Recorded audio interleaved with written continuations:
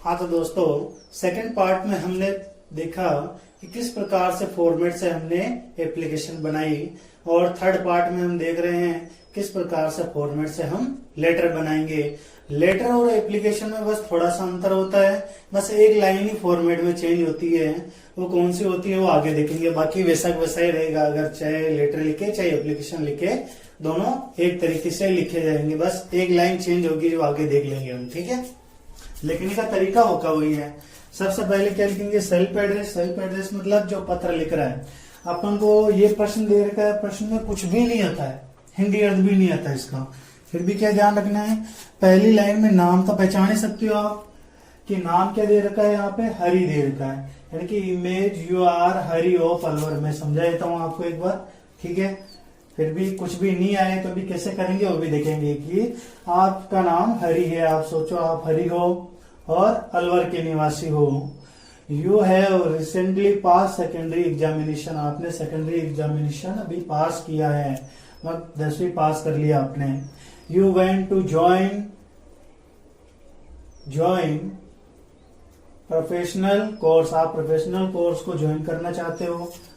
Right a letter to the principal, letter किसको लिखना है वैसा, प्रिंसिपल को लिखना है।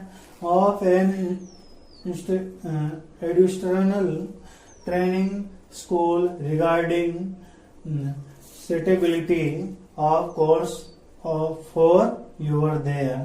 ठीक है, ये प्रश्न दे रखा है। अब इसमें कुछ भी समझ में नहीं आया हमको, फिर भी कैसे बनाएंगे देखिए कि सबसे पहले तो सेल्फ एड्रेस लिखेंगे, जो पत्र लिख रहा है हरि लिख रहा है, हरि का एड्रेस क्या दे रखा है, अलवर दे रखा है। तो यहाँ पे क्या आ जाएगा, अलवर। केवल अलवर लिखो तो भी सही है, अलवर के साथ में थोड़ा और कुछ एड्रेस कोई सा भी जोड़ के देखो ना, जोड़ के लिखो जो थोड़ा बड़ा लगेगा, है ना। तो जैसे मैंने कर दिया कि पुर बिलवाड़ा कर दिया, पुर कर दिया, पुर वार्ड नंबर 4। अलवर है तो अलवर लिखो नीचे, है ना, एड्रेस अलवर आना चाहिए, ऊपर थोड़ा बहुत कुछ भी जोड़ो तो भी चलेगा। ठीक है, फिर लिखने के बाद तारीख डालनी है। आज तारीख हो गई 13 अप्रैल। जिस दिन की परीक्षा है उस दिन की तारीख डालोगी, ठीक है। जैसे आपकी परीक्षा 20 तारीख को है तो 20 अप्रैल डालोगी, 13 अप्रैल 2023, 13 अप्रैल 2023। फिर लाइन छोड़ के क्या डालोगे, द लगा के लिखोगे।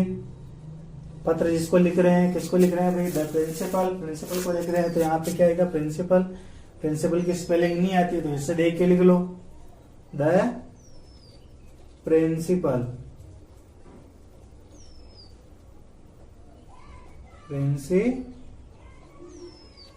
प्रिंसिपल।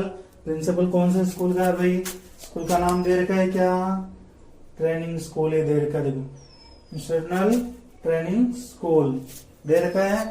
तो लिखो क्या आएगा, एडिशनल ट्रेनिंग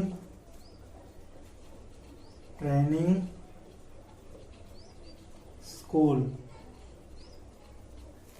ठीक है, अलवर, वो अलवर में रहता है तो स्कूल भी, इंस्टीट्यूट भी अलवर में होगा।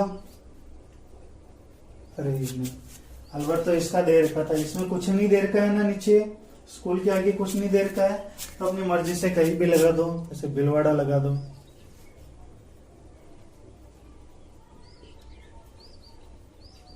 ठीक है, क्योंकि देखो अलग अलग क्यों हो गया, क्योंकि ये तो अलवर में रहता है लेकिन इसने पास किया है तो कोर्स ज्वाइन करना चाहता है। कोर्स जरूरी नहीं कि अलवर में हो, अलवर दूसरी जगह भी हो सकता है। अगर अलवर लगाओ तो भी सही है, गलत नहीं है ना। अलवर लगाना चाहो तो भी अलवर भी लगा सकते हो, अलवर भी गलत नहीं है। ठीक है, बिलवाड़ा या अलवर जो भी कर दिया। फिर आपको लाइन छोड़ के क्या लिखना है, सब्जेक्ट। सब्जेक्ट किसके लिए लिख रहा है भाई, ये कोर्स ज्वाइन करने के लिए। ठीक है, कोर्स ज्वाइन करने के लिए कर रहा है ना, कि वो चाहता है, क्या चाहता है, ज्वाइन प्रोफेशनल कोर्स। तो ज्वाइन लिखो, फॉर किसके लिए लिख रहे हैं, फॉर ज्वाइन प्रोफेशनल जो है professional course, professional course COURS, ठीक है। ज्वाइन प्रोफेशनल कोर्स ज्वाइन करने के लिए फिर सर, ठीक है। अब लेटर में और एप्लीकेशन में क्या अंतर होता है अभी देखो। एप्लीकेशन में हमने लाइन लिखी थी most respectfully I beg to sir that, और लेटर में क्या लिखना है, एक लाइन चेंज होती है, I would like to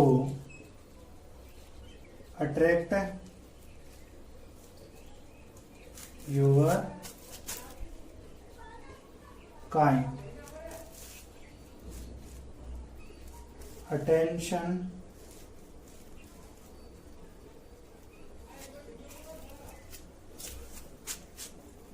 through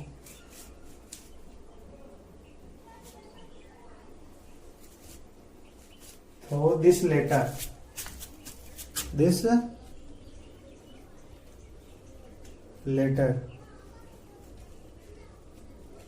that,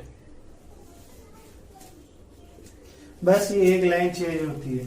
उसमें एप्लीकेशन में क्या लिखना है, most respectfully I beg to sir that तक लिखना था उसमें, और इसमें एक लाइन चेंज होती है, only for I would like to attract your kind attention through this letter that, ठीक है। बस एक लाइन चेंज होती है दैट, बाकी वैसे की वैसे ही लाइनें चलती है कि I am student of class 11। हमने यहाँ पे 11th क्लास क्यों लगाई, क्योंकि उसने सेकेंडरी एग्जामिनेशन पास किया है, 10वीं पास की है उसने, तो 11वीं में आ गया हो, है ना, इसलिए 11th कर दिया। अगर कुछ भी समझ में नहीं आए ना, आप जिस क्लास में हो उसी क्लास का पूछा जाएगा, इसलिए अगर आप 9th क्लास के हो तो 9th क्लास लगा देना, 11th क्लास है तो 11th क्लास लगा देना, या 10th क्लास है तो 10th क्लास लगा देना, उससे कोई फर्क नहीं पड़ेगा, ठीक है। फिर of your school,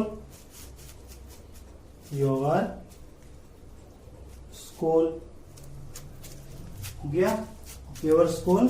I facing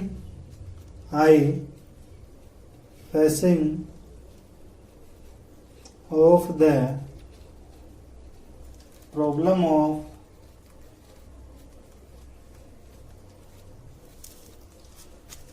ये फॉर्मेट ही लिखा है हमने, केवल एक लाइन चेंज की थी इसमें ना, फॉर्मेट से ही लिख रहे हैं जो हमको फॉर्मेट याद है वही फॉर्मेट। अगर आपने नहीं पढ़ा, पहले पार्ट में नहीं देखा अपने लेटर और एप्लीकेशन का फॉर्मेट, तो जरूर देखें। अगर आप फॉर्मेट याद नहीं आपको, अगर आपने फॉर्मेट नहीं देखा तो ये भी कुछ समझ में नहीं आने वाला, ठीक है। प्रॉब्लम ऑफ तक आगे, अब हमको कुछ भी नहीं आता इसमें, तो मैंने क्या बोला, एक तो पहले वाली लाइन नहीं लिखनी है जो डॉट तक होती है, ये अलवर तक डॉट है, ये लाइन नहीं लिखनी है हमेशा। और एक लाइन कौन सी नहीं लिखनी है हमेशा, जो यहाँ से राइट से लिखी हुई थी, राइट से लगा के जब प्रिंसिपल या हेडमास्टर दे रखा होता है वहां तक नहीं लिखनी है, बैठ गई दिमाग में, ठीक है। तो अब ये बचा हुआ यू है रिसेंटली पास सेकेंडरी एग्जामिनेशन, इसमें शब्द ध्यान रखना, एक तो यू आता है और एक शब्द आता है योवर, है ना, यू भी आता है और योवर भी आता है। तो इसमें क्या ध्यान रखना आपको, यू की जगह प्रश्न क्या बोल रहा है कि आपने 10वीं क्लास यानी कि सेकेंडरी एग्जामिनेशन पास किया, प्रश्न बोल रहा है। तो अगर मैं पत्र लिख रहा हूं तो मैं क्या बोलूंगा कि मैंने पास किया, है कि नहीं। प्रश्न तो बोल रहा है कि आपने पास किया, लेकिन मैं लिख रहा हूं तो मैं तो बोलूंगा ना कि मैंने पास किया। तो यू की जगह क्या आ जाएगा, माई आ जाएगा, क्या आ जाएगा, यू की जगह आ जाएगा आई आएगा, यू की जगह आई आएगा, यू की जगह तो लिखना आपको आई, और योवर आए, योवर की जगह लिखना आपको माई, ठीक है। ये ध्यान रखेंगे, यू की जगह लिखोगे आई और योवर की जगह माई, ये ध्यान रखेंगे आप, ठीक है। तो बाकी की बची हुई लाइन लिखो, यू की जगह आ गया आई हैव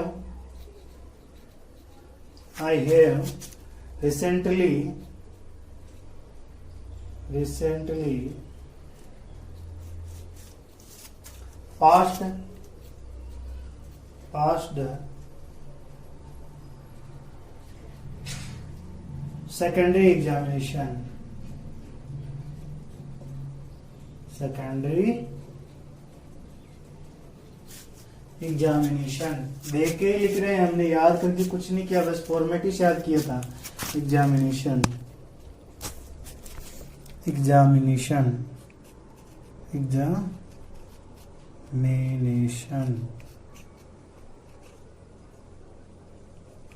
एग्जामिनेशन। ठीक है, यू की जगह वापस क्या आ जाएगा, आई आ जाएगा।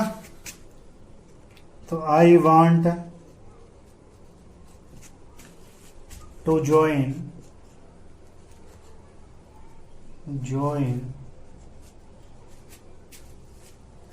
professional course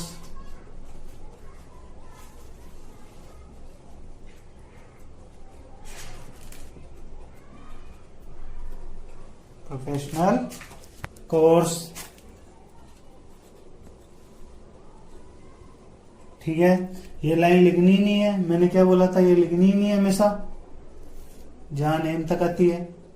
बाकी आगे क्या बचा हुआ, एन एक्सटर्नल ट्रेनिंग स्कूल, ये लिख दो ऐसा कैसे, अगला वाला N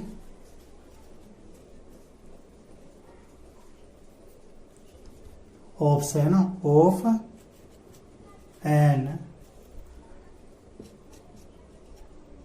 external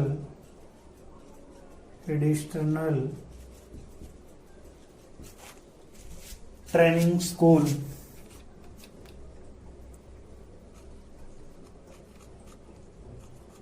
training school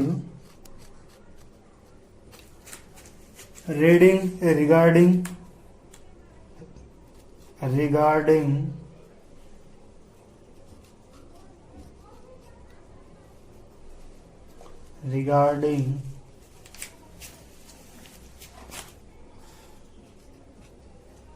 suitability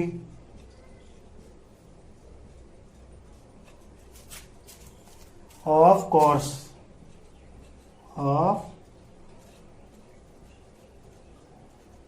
courses for you की जगह क्या आ जाएगा, आई देयर। ठीक है, ये लेटर हो गया। लास्ट में एक लाइन और थी जो एप्लीकेशन में भी लिखनी थी, लिखी थी हमने। So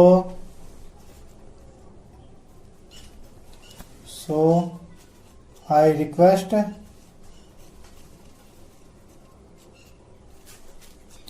you to solve my problem। नीचे आ जाएगा थैंक यू लाइन छोड़ के,